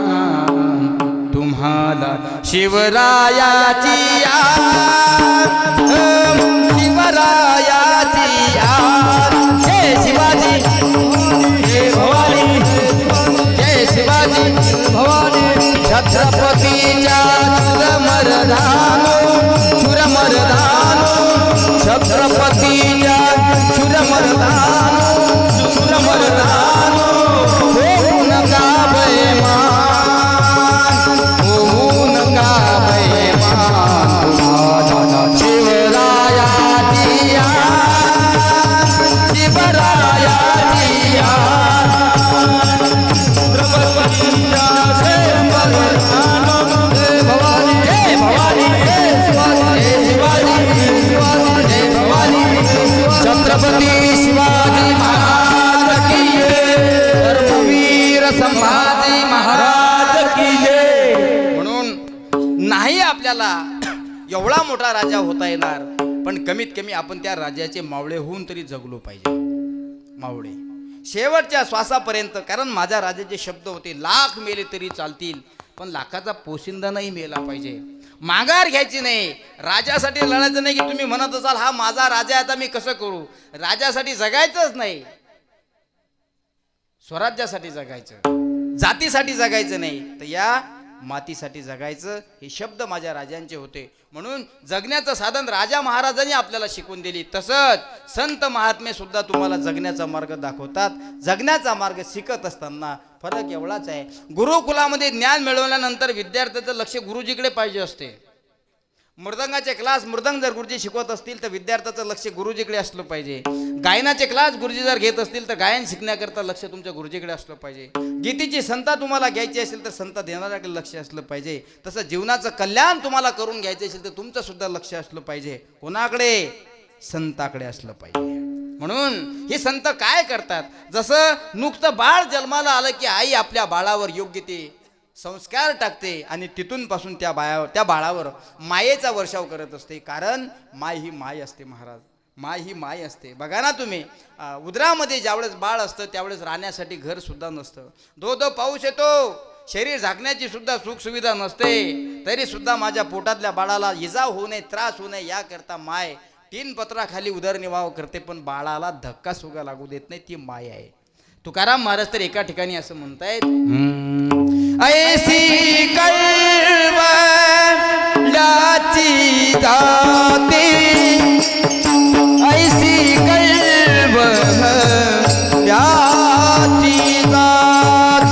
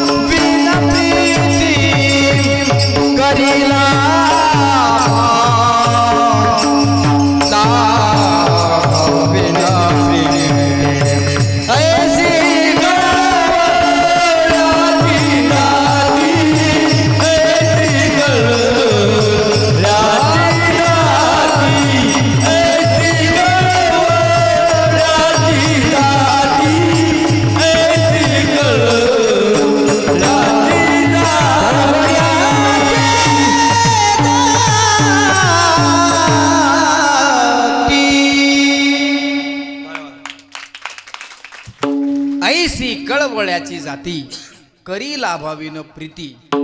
महाराज, कळवळ्याच्या पंक्तीत जर कोणाचं नाव पहिलं असेल तर ते माईचं आहे. बापाचं नंतर कळवळ्याची पंगत बसलेली असते ना, मग कळवळ्याच्या पंक्तीत जर पहिलं नाव कोणाचं असेल तर ते माईचं असतं. ऐका आता, पण माय आपल्या बाळाला उदरामध्ये ठेवते, जन्माला घालते, तिचं काम संपलं महाराज. आता दिशा दाखवणारे माणसं महत्वाचे असतात. आपलं सुद्धा तसंच आहे बरं. आपलं लेकरू जन्माला आलं की शेवटी बोट दाखवून बालवाडीतच न्यावं लागते का नाही आजी? कण येत नाहीत तुमच्याकडे. जन्माला आलं की डायरेक्ट ढोरं घेऊन पाठवतात, असं काही आहे का? नाही महाराज, जगात कुठे जा पद्धत सारखीच आहे. बाळ जन्माला आलं, थोडं थोडं मोठं झालं की त्याला बालवाडीमध्ये प्रवेश दिला जातो. आता पहिला गुरु आई आहे आणि दुसरा गुरु शिक्षक आहे. इथून पासून त्याची उपमा चालू होते. तरी सुद्धा शिक्षक लोक, सद्गुरू लोक, महाराज लोक, तसं संत लोक हे त्या मुलाला योग्य दशा निर्माण व्हावी याकरता तेव्हापासून दिशा दाखवत असतात. ऐका, म्हणून लहानपणापासून कोणाची तरी संगत अत्यंत महत्त्वाची आहे. लहानपणापासून आपलं सुद्धा कोणीतरी चारित्र्य जपलं पाहिजे. या लोकांनी स्वराज्य निर्माण केलं, सहज नाही केलं माझ्या राजांनो. यांनी लहानपणापासून शेवटपर्यंत चारित्र्य जपलं, लहानपणापासून शेवटपर्यंत चारित्र्य जपलं. म्हणून या थोर महापुरुषांची इतिहासामध्ये चरित्र लिहिल्या गेली. तसं तुम्हाला सुद्धा चरित्र व्हावं असं वाटत असेल तर लहानपणापासून तरुण अवस्थेला प्राप्त होईपर्यंत तुमचं चारित्र्य जपा. हे चारित्र्य आम्हाला जपण्यासाठी कोण शिकवण देते? तर माझे संत देतात. ते काय करतात? मायेप्रमाणे जीव लावतात. मग एक साधक म्हटला, महाराज बाप का नाही? अरे बाप तर करतो रे, पण माय एवढं प्रेम करत नाही. तुम्ही म्हणशाल महाराज असं कसं आहे? वेदाने सुद्धा मायेला जास्त किंमत दिली, शास्त्राने सुद्धा मायेला जास्त किंमत दिली. हे काय करतात महाराज? मग त्यांच्याकडे गेल्यानंतर ते सहजासहजी शिकवतीन का? संत महात्मे म्हणतात शिकवतीन का म्हणजे काय? त्यांचा अवतारच त्याच्या करताय अभंगाचं दुसरं चरण. अवतार तुम्हा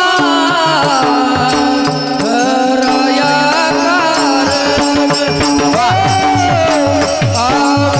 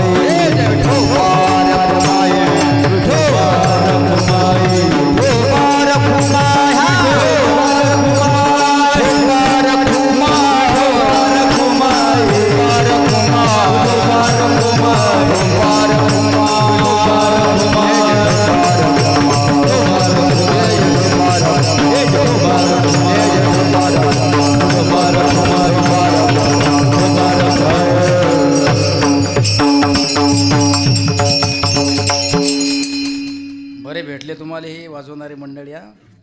श्याम महाराज शक्यतोवर भेटत नाहीत आमच्या भागातही. बऱ्याच ठिकाणी कार्यक्रमाला, बऱ्याच ठिकाणी म्हणजे मोठमोठाल्या कार्यक्रमाचे आयोजन नियोजन आमच्या श्याम महाराजकडे असतात.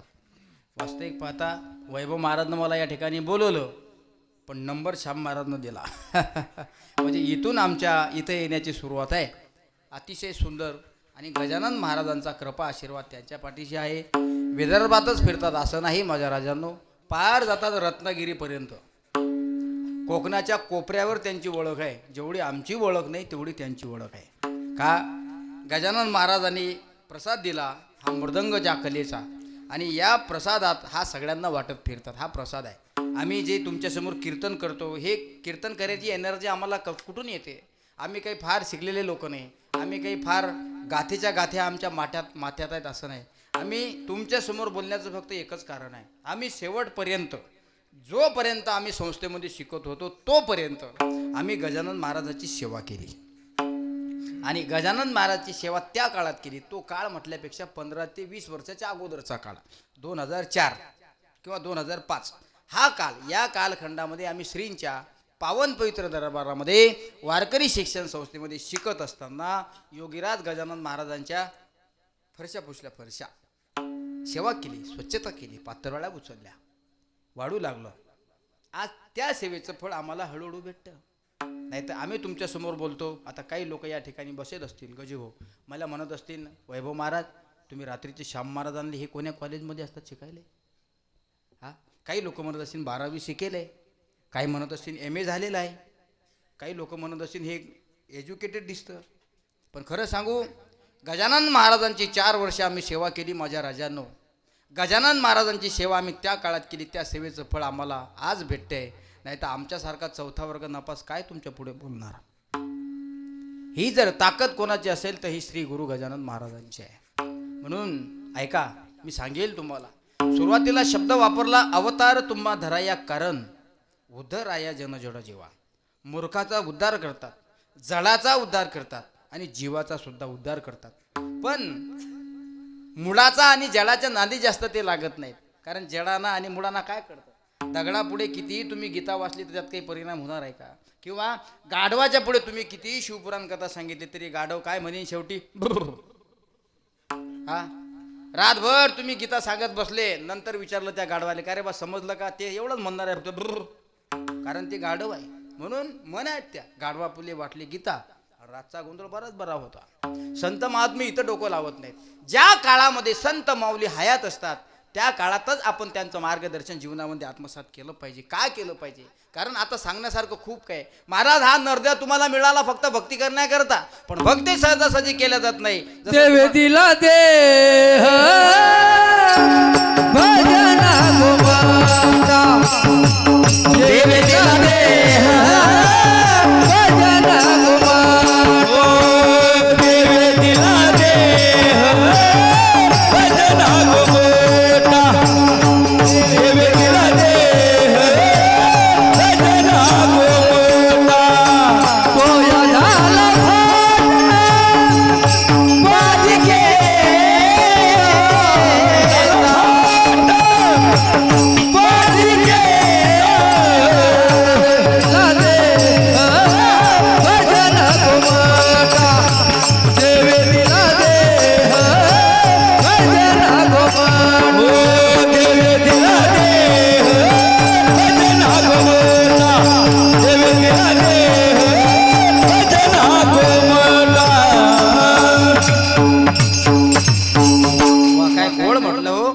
देवे दिला देह भजना घुमटा, तो या झाला फाटा बाजिकेचा. गोड लागली वा लिंबाजी महाराज. तुमचा आज 15 लाखाचा आहे, पुढच्या वर्षी लोक 30 लाखाचं होईल सामान. आणि समर्पण भावनेनं लावलं पाहिजे बरं. तुम्ही म्हणजे काय चढून देता महाराज? तुम्ही चढून देता नाही हो. सिस्टीमा चांगल्या असल्या म्हणजे हे सगळं स्वरात असलं पाहिजे. वैभव महाराज बेस्वर नाही, पक्वात सुद्धा स्वरात असला पाहिजे. ही गाणारी सुद्धा व्यवस्थिशीर असली पाहिजे, टाळकरी सुद्धा असे उत्साहित असले पाहिजे. मस्त चालीवर चाल देणारे पाहिजे, ऐकणारे सुद्धा तितकेच तोला मोलाचे असले पाहिजे. नाही तर महाराज सांगून राहिले आणि खाली चालू पण तसं नाही. महाराज सगळे लोक माझ्याकडे गुलाबाच्या फुलासारखे टवटवीत चेहऱ्यानं पाहू राहिले. झालं बघा ना तुम्ही, साधूच्या गप्पा ऐकण्यामध्ये माणसाला वेळ आठवत नसतो. 10:30 वाजली बरं. ती बा आजी म्हणते बापा बाबा वाजली का 10:30, माहीतही नाही.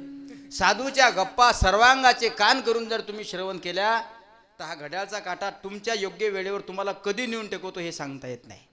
म्हणून याला म्हणतात काळ वेळ नाम उच्चारिता नाही. काळही पाहायचं नाही, वेळही पाहायचं नाही, स्मरण चालू ठेवायचं. आपलं सुद्धा तसंच आहे. आपण 8:30ला चालू झालो, 10:30ला आपण थांबणार आहोत. पण 10:30च्या मधातला जो वेळ आहे हा कधी काटा पुढे सरकला हे तुम्हालाही कळालं नाही आणि हे आम्हालाही कळालं नाही. याचं नाव आहे चिंतन, याचं नाव आहे स्मरण. ह्या साधूच्या गप्पा आहेत रे माझ्या राजांनो, साधूच्या गप्पा आहेत, संतांच्या गप्पा आहेत. बघा ना तुम्ही, संतांच्या गप्पा साधूच्या गप्पा ऐकण्यामध्ये जर एवढा आनंद असेल तर प्रत्यक्ष साधू होण्यामध्ये किती आनंद आहे.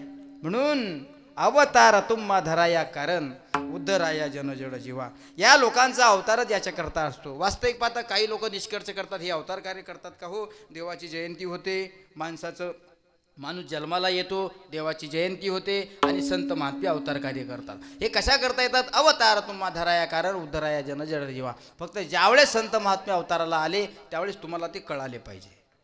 तुम्हाला जर ते कळत नसतील तर त्यावेळेस तुम्ही त्यांच्याकडे जाणारच नाही. अगोदर संत महात्मे तुम्हाला कळाले पाहिजे आणि कळाल्यानंतर त्यांच्याकडे वाटचाल करण्याची तुमची बुद्धी झाली पाहिजे. सांगू तुम्हाला एकच विषय सांगतो आणि थांबतो, ऐका.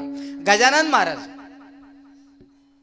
महाराज अनुरेणू मध्ये ब्रह्म व्यापिले लय उत्पत्ती समान.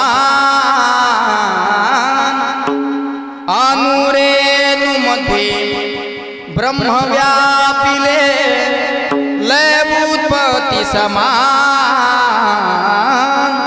माघ सप्तमी पुण्य दिवसी प्रगटला योगी महान. प्रगटला योगी महान. उष्ट्या पत्रवळी घेऊन भक्षण करती भाताचे कण. तेजस्विनीमय कांतिमय तनु वाटे तपस्वी महान. बंकटलाल अग्रवाल आणि दामोदर पंत कुलकर्णी यांनी गजानन महाराजांना वडाच्या झाडाखाली उष्ट्या पत्रावळीवरचा भात वेचून खाताना पाहिलं. साधू तुम्हाला ओळखता आले पाहिजे.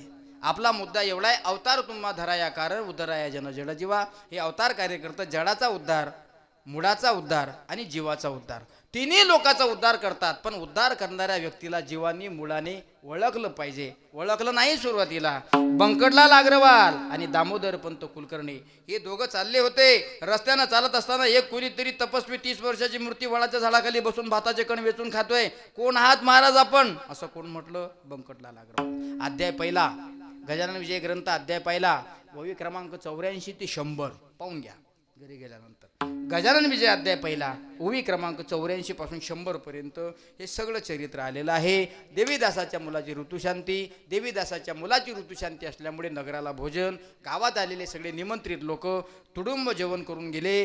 पण पंक्तीवर जेवत असताना ज्या पातळीवर जेवले त्या पातळीवरचं अन्न पूर्ण खाल्लं नाही. काही लोकांनी उष्ट टाकलं. त्या उष्ट्या पातळवाळ्या वडाच्या झाडाखाली टाकल्या. त्या वडाच्या झाडाखाली टाकलेल्या पातळावरचा उष्टा भात कुत्रे खात होते. कुत्र्याच्या बाजूला महाराज दिसले 2 जणांना. दामोदर पंत कुलकर्णी आणि बंकटलाल अग्रवाल या दोघांनी महाराज पाहिले. महाराज कोण आहात आपण, आणि अशा उष्ट्या पातळीवरचं खाणं बरं नवं. देवी जाताच्या घरची पंगत आहे, त्याच्या मुलाचा जावळाचा कार्यक्रम आहे. तुम्ही जर आज्ञा करत असाल महाराज तर पंचपक्वान्नाचं ताट तुम्हाला घेऊन येतो. महाराज काय म्हणतात ते ऐका. महाराज म्हणतात, बंकटा तुम्ही जर मला पंचपक्वान्नाचं अन्न घेऊन येत असाल तर शिळं अन्न खायचं कोण. माझ्या गजानन महाराजांनी अन्नाची कदर करणं शिकवली. आज एकच विषय लक्षात ठेवा. जर तुम्हाला वाटत असेल तर टाळी वाजवायची, नाही तर वाजू नका. आज वैभव महाराज गजानन महाराजांनी वडाच्या झाडाखाली उष्टा भात खाल्ला. आज जगाच्या कानाकोपऱ्यातून कोणताही वारकरी भक्त म्हणून शेगावला जाऊ द्या, गजानन महाराजांच्या समाधीचं दर्शन झाल्यानंतर गजानन महाराज त्याला ताजा प्रसाद देतात. ही गजानन महाराजाची ताकद आहे. अजून काय पाहिजे. साधू जोपर्यंत हयात असतात त्यावेळेस माणसाला त्यांची किंमत कळत नाही आणि गेल्यानंतर म्हणतात बाबा होते हो तुम्ही आमच्याजवळ, आम्ही जर तुम्हाला त्या काळात ओळखलं असतं तर आज जीवनाचं सोनं झालं असतं. अंगावर सोनं घातलं पाहिजे असं काही नाही, अंगावर सोनं घातलं पाहिजे असं काही नाही. संगत जर चांगली असेल तर जीवाचं सोनं होत असतं महाराज. असंच म्हटलं मी गजूभाऊ एका ठिकाणी.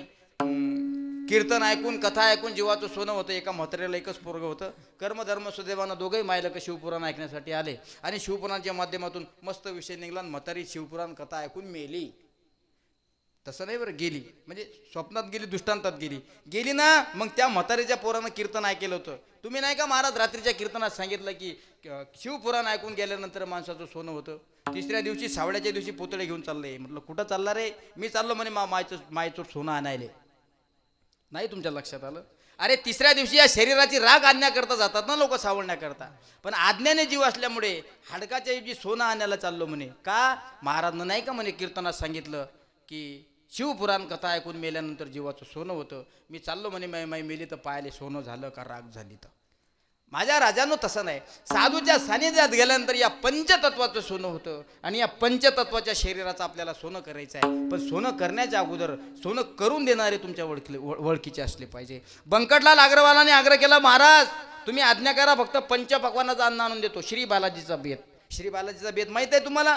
नशीन माहीत तरी सांगतो, एवढा घरी घेऊन जा. श्री म्हणजे श्रीखंड, बा म्हणजे बालुशाही, ला म्हणजे लाडू, जी म्हणजे जिलेबी. तोंडाले पाणी सुटू देऊ नका बरं. श्री बालाजीचा बेत असं पंचपक्वान्नाचं ताट आणून देतो. महाराज म्हणले, बंकटा तू जर मला ताजं अन्न आणून देत असेल तर उष्ट खायचं कोण? गरीबाच्या घरची पंगत असली म्हणून फेकून द्यायचं असतं का? लागेल तितकंच खाल्लं पाहिजे, पोटभर जेवलं पाहिजे. फक्त जेवायला बसण्याच्या अगोदर तुम्ही म्हणत असताना राजांनो, वदनी कवळ घेता नाम घ्या श्रीहरीचे, सहज हवन होते नाम घेता फुकाचे. अरे जीवन करी जीवित्व अन्न हे पूर्ण ब्रह्म, उदर भरण नोहे जाणे जे यज्ञ कर्म एवढं म्हणता आणि गरीबाच्या घरची पंगत आहे म्हणून खाता तर खाताना उष्टही टाकता. ही उष्ट अन्न खायचं कोण? असं म्हटल्यानंतर गणगण गणात बोते करत महाराज निघून गेले. कर्मधर्म सुदैवानं संध्याकाळची वेळ होती. असंच हरिदिनी एकादशी होती जशी आजची आहे तशी. एकादशीच्या द्वादशीच्या दिवशी काल्याचं उद्देश म्हणून द्वादशीच्या दिवशी गोविंदबा टाकडी करायचं कीर्तन, गोविंदबा टाकडी करायचं कीर्तन चालू झालं. बंकटलाल अग्रवालाने महाराजांना पाहिलं. महाराज अन्न खाऊन निघून गेले. पण बंकटलालांना महाराज ओळखले. म्हणे कोणीतरी तेजस्वी पुरुष आहे, 30 वर्षाची मूर्ती दिसते, चमचम गाल चमकतात. चमचम चमकतात म्हणजे असे आगडबम सारखे नाही बरं. ते एका साधूचं तेज वेगळं असतं माझ्या राजांनो. आपण गुलाबजामन गावरान गाईचं तूप खाऊ को रूप वाढवतो, आपले गाल सुधारलेले दिसतात. पण ज्ञानाचं तेज फार अलौकिक असतं. ज्ञानाच्या तेजाची ताकद चंद्रा सूर्यापर्यंत असते. आपली ताकद फक्त घरापर्यंतच असते. आपली घराच्या बाहेर काही ताकद चालत नाही, आपली घरातच असते. म्हणून खरे साधू सुद्धा आपल्याला ओळखता आले पाहिजे. बोलण्यासारखं खूप आहे. साधू महात्मे आपल्याला मार्गदर्शन करतात, संत महात्मे आपल्याला मार्गदर्शन करतात. त्यांचा उद्देश काय असतो? उद्देश एवढाच असतो, वाढावया सुख भक्तिभाव धर्म कुळाचारी नाम विठोबाचे. एक साधक महाराजांकडे गेला. महाराज त्यांचा उद्देश हे ठीक आहे, त्यांचा उद्देश हे ठीक आहे, पण आम्हाला तर परमार्थाची आवड नाही. आम्हाला परमार्थाची आवड नाही, मग आम्हाला ते कसं काय परमार्थी बनवतील? महाराज म्हणतात, बाबा चंदनाचं झाड एका धुऱ्यावर असतं. चंदनाचं झाड एका धुऱ्यावर असतं आणि त्या चंदनाच्या झाडाच्या अवतीभोवती आजूबाजूला भरपूर झाडं असतात. त्याच्यामध्ये येड्या लिंबाचं झाड असते, त्याच्यामध्ये काळ्या बाबळीचं सुद्धा झाड असते, त्याच्या बाजूला बायड्याचं सुद्धा झाड असते, त्याच्या बाजूला बांबूचं सुद्धा झाड असते. संत महात्मे सुद्धा तसंच आहेत. एक चंदनाचं झाड जसं आहे धुऱ्यावर, हे चंदनाचं झाड आजूबाजू असलेल्या सर्व वटवृक्षाला, सगळ्या झाडांना चंदनमय बनवत असतात. तसं तुम्हीही किती कपटी माणसं असले तरी तुम्हाला चंदनाचा सुगंध देण्याचं काम आमचे संत महात्मे करतात. एका वाक्यात सांगतो, आपण आसारे की करीती तात्काळ नाही काळ वेळ तया लागी. फक्त साधूच्या दरबारात जाणारा असला पाहिजे, ते स्वीकारायला तयार आहेत. पण तरी सुद्धा काही लोक ऐकत नाही. माझे तुकाराम महाराज सदैव वैकुंठाला गेले. माझे तुकाराम महाराज सदैव वैकुंठा गेले. सांगू सांगू कंटाळले या लोकांना. आता कोणी प्रमाण सोडू नका. अरे किती सांगू तरी नाही की जे बटकीचे पुढे शेंदडीचे रडतील. थोडी खालची भाषा वापरली महाराजांना. कशासाठी रडतील पुढे? कारण महाराजांना माहीत होतं तुम्हाला असं वाटत असेल की आम्हाला कोणी विचारत नाही, अजून तुम्ही अज्ञानी आहात. लक्ष ठेवा बरोबर. पातके करिता पुढे आहे पुसता, काय उत्तर देता होशील तू. शांतीब्रह्म एकनाथ महाराजांचा हरिपाठ वाचा. मारिती झोडीती कांडीती यमाचे किंकर, मारतात बिन, झोडतात बिन, काढतात बिन, सगळं मोकळं मोकळं करून टाकतात. विचारलं जातं तुला 100 वर्षाकरता पाठवलं तर हरिपाठात किती वेळा गेला, विचारलं जातं तुम्हाला कीर्तन किती ऐकले, विचारलं जातं तुम्हाला काय पाप केलं. या सगळ्या विचाराचं उत्तर तुम्हाला देता आलं पाहिजे. जर तुमच्याकडे उत्तर नसेल तर मरणाचा मारतात.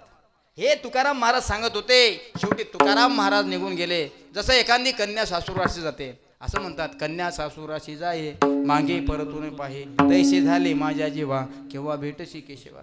तुकोबा सदैव वैकुंठाला जातात. एखादी मुलगी नेमकंच लग्न लागल्यानंतर मंगलाष्टका झाल्या, नवरदेवाच्या गाडीत बसल्यानंतर पुढे जाते मागे पाहते, पुढे जाते मागे पाहते.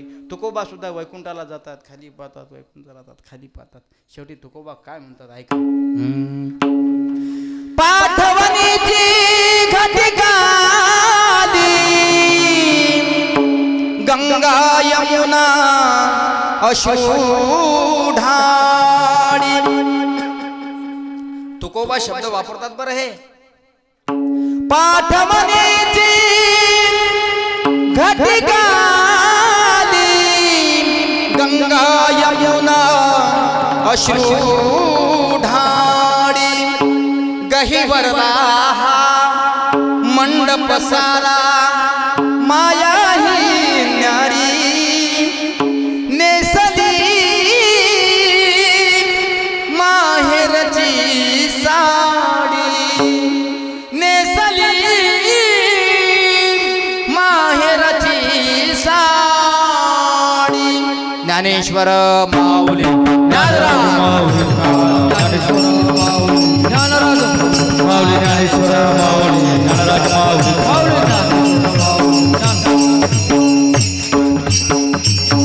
तुम्ही संत माय बाप कृपावंत कायमी पतित कीर्तिवाणू अवतार तुम्हा धराय कारण उदराय जन जड जीवा. वाडावया सुख भक्तिभाव धर्म कळाचारी नाम विठोबाची तुका म्हणे गुण चंदनाची अंगी तैशी तुम्ही जगी संत जन. जसे चंदनाच्या अंगात अनेक झाडांना चंदनमय बनवण्याची योग्यता असते, तसे एका संतामध्ये अनेक कपटी निष्कपटी लोकांना संतासारखं बनवण्याची ताकद असते. फक्त त्यांच्या दरबारात जाणारा माणूस असला पाहिजे. एवढं तुकाराम महाराजांना आपल्याला बेंबीच्या देठापासून सांगितलं आणि मी तुम्हाला सांगितलं. ऐका रे. म्हणून झालेली सेवा समर्थ सद्गुरू संत सम्राट योगीराज गजानन महाराज परमहंस रामकृष्ण मौनी बाबा यांच्या चरणी समर्पित करतो. ऐका. आम्ही ज्या आम्ही ज्या क्षेत्राहून या ठिकाणी आलो, परमहंस रामकृष्ण मौनी बाबा संस्थान श्री क्षेत्र चिखली. मौनी बाबा संस्थान सुद्धा खूप मोठं संस्थान आहे. आपल्या हिवरा गडलिंग ग्रामस्थांना मी सांगू इच्छितो की तुम्ही चिखलीला कधी जर आले तर नक्की बाबांच्या दर्शनाकरता या. गजानन महाराज, जगद्गुरू तुकाराम महाराज, शांतीब्रह्म एकनाथ महाराज, नामदेव महाराज, निळोबाराय, तसे परमहंस रामकृष्ण मौनी बाबा हेही एक सत्पुरुष योगी पुरुष आहेत. बाबांच्या दरबारात आल्यानंतर तुमच्या मनातली इच्छा तुम्ही बाबाच्या समाधीसमोर मांडा, मौनी बाबांच्या समाधीसमोर मांडा. मौनी बाबा तुम्हाला तात्काळ आशीर्वाद देतील. कारण असे अनेक भक्त आहेत. मौनी बाबांचे भक्त मुंबईला आहेत, मौनी बाबाचे भक्त दुबईला आहे, कॅनडाला आहे, अमेरिकेमध्ये आहे, आपल्या बुलढाणा जिल्ह्यात आहेत. आपल्या संपूर्ण महाराष्ट्रामध्ये मौनी बाबाचा भक्त परिवार आहे. कोणता? जो काही कालाच्या अगोदर एकदम गरीब होता, मिडल क्लास होता, पण बाबाची भक्ती केली, बाबावर श्रद्धा ठेवली. आज तो गरीब असणारा समाज, आज ते गरीब असलेले भक्त श्रीमंत झाले. याचं कारण आहे की ते साधूच्या चरणावर आले. असे तेजोमय तपस्वी साधनायुक्त असणारे साधू आमचे परमहंस रामकृष्ण मौनी बाबा संस्थान चिखली या ठिकाणी भव्य दिव्य मंदिर आहे. आपण त्या ठिकाणी नक्की आल्यानंतर मौनी बाबाच्या समाधीचं दर्शन घ्या. कदाचित मी तुम्हाला नाही ओळखणार, पण तुम्ही मला ओळखू शकता. कारण मी या ठिकाणी 2 डोळ्यानं पाहतो. या ठिकाणी बसलेले हजारो डोळे मला पाहतात. तुम्ही सांगा, महाराज तुम्ही हिवऱ्याला आलते कीर्तना, तुम्ही नाही का कीर्तनात मौनी बाबाचं जीवनचरित्र आम्हाला थोडंफार सांगितलं होतं. त्यांचं चरित्र ऐकलं, आम्ही बाबाच्या दर्शनासाठी आलो. या परमहंस रामकृष्ण मौनी बाबा संस्थान तुमच्या सेवेशी सदैव तत्पर आहे. त्या ठिकाणी आल्यानंतर महाप्रसादाची सुद्धा व्यवस्था केली जाईल. त्या ठिकाणी आल्यानंतर तुम्ही जर थकून भागून आला असाल, तुम्हाला तिथं राहायचं असेल तर निवासाची भक्तनिवासी व्यवस्था सुद्धा चांगल्या पद्धतीची केलेली आहे.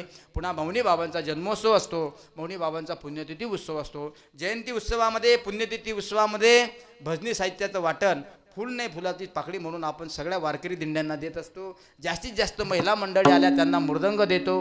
जास्तीत जास्त महिला पुरुष मंडळी आले त्यांना विणा देतो, त्यांना टाळ देतो. आणि काही सर्व वारकरी मंडळींना भेटवस्तू त्या ठिकाणी देतो. असा आपला संस्थांचा उपक्रम चालू आहे.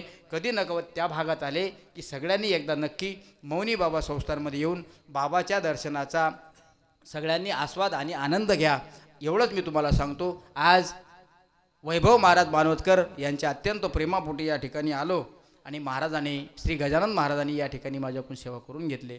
महाराजांचं प्रेम असंच आमच्यावर राहिलं पाहिजे. मृदंगाच्या साथीला महाराष्ट्रातील ख्यातनाम सुप्रसिद्ध मृदंगाचार्य गालट महाराज पाटील हे सुद्धा या ठिकाणी आवर्जून कीर्तनाला उपस्थित आहेत. त्यांचे बंधू राम महाराज पाटील हे सुद्धा उपस्थित आहेत. आणि गावातील सर्व गायनाचार्य मंडळी, गायक वादक मंडळी, या सगळ्या लोकांच्या समोर आमच्यासारख्यांनी काय कीर्तन करावं, तरीसुद्धा या लोकांनी मला सांभाळून घेतलं 2 तास. वायाळ बाबासुद्धा उपस्थित आहेत. 3-3, 4-4 साऊंड सिस्टीमचे ऑपरेटर आजच्या कीर्तनासाठी उपस्थित आहेत. अगर हमें जो तुम्हारा सहारा ना मिलता तो कहीं दूर जाने का किनारा ना मिलता. तुमचा सहारा आम्हाला भेटला म्हणून 2 तास तुम्ही आम्हाला चांगल्या पद्धतीचं ऑपरेट केलं. तुमच्याही चरणाला माझा स्पर्श. आणि महत्त्वाचं म्हणजे वेळात वेळ काढून सगळे कामधंदे आटपून आपण सुद्धा गावातून या गडावर कीर्तन ऐकण्याकरता 2 तास आला. आणि 2 तास सर्वांगाचे कान करून कोणीही झोपलं नाही, कोणीही जांभळी दिली नाही, कोणीही पाय लांबवले नाही, कोणीही मांडी मोडली नाही. असेच तुम्ही बसील राहिलात. तुमच्याही चरणाला माझा दंडवत प्रणाम. म्हणून झालेली सेवा भगवान शिवजीच्या चरणी समर्पित करतो आणि सेवेला पूर्ण विराम. यथामती येताव का संकल्पित वेळेमध्ये जर बोलण्याच्या आयुष्यामध्ये काही चुकीचे शब्द निघाले असतील, तो वाणीचा दोष आणि योग्य वाटत असेल, घरी घेऊन जाण्यासारखं वाटत असेल, ते श्री गुरु मौनी बाबा आणि समर्थ योगीराज गजानन महाराज विठाला जय जय विठ्ठल. जय विठ्ठल.